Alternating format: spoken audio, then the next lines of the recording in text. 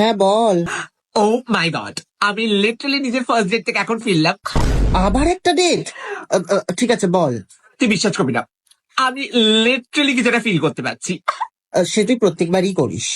না, this time it's different. Like জানিস ও না রেস্টুরেন্টে বসার সময় আমার জন্য চেয়ার টেনেছিল, জানিস? এটা একটা বেসিক ম্যানার্স, সবাই করে। ও বাট ও না আমি যখন রাস্তা দিয়ে হাঁটছিলাম, ও লিটারালি গাড়িগুলোকে এরকম হাত দিয়ে থামাচ্ছিল আমার জন্য, জানিস, আমার জন্য। ব্রো, ফার্স্ট ডেটে নিশ্চয়ই তোকে অ্যাক্সিডেন্টে মরে যেতে দেবে না। ও বাট আমরা যখন কথা বলছিলাম, ও না আমার লিটারালি হাতটা ধরেছিল আর আমাকে বলল যে আমি আগামী দিনও তোমার সাথে অনেক দূর এগোতে চাই। প্রথমে কি বলে দেয় ভাই! আরে অবভিয়াসলি ফার্স্ট ডেটে সবাই নিজেকে ভালো পোট্রে করতে চাইবে না।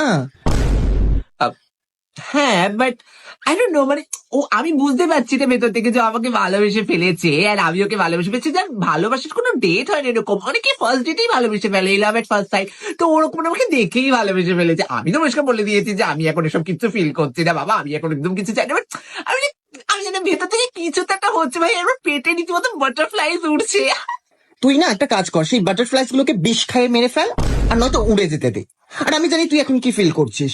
এখন সেকেন্ড ডেট করবি, থার্ড ডেট করবি, তারপর তুই ভাববি যে তোদের বিয়ে হবে, তাও আবার সেটা রাজস্থানের উদয়পুরের কোনো বিগ প্যালেসে। পিঙ্ক লেহেঙ্গা পরে। তারপর তোদের দুটো ছোট ছোট বাচ্চা খেলা করবে। ভাই, এগুলো তুই আগের 10টা ডেটেও ভেবেছিলি।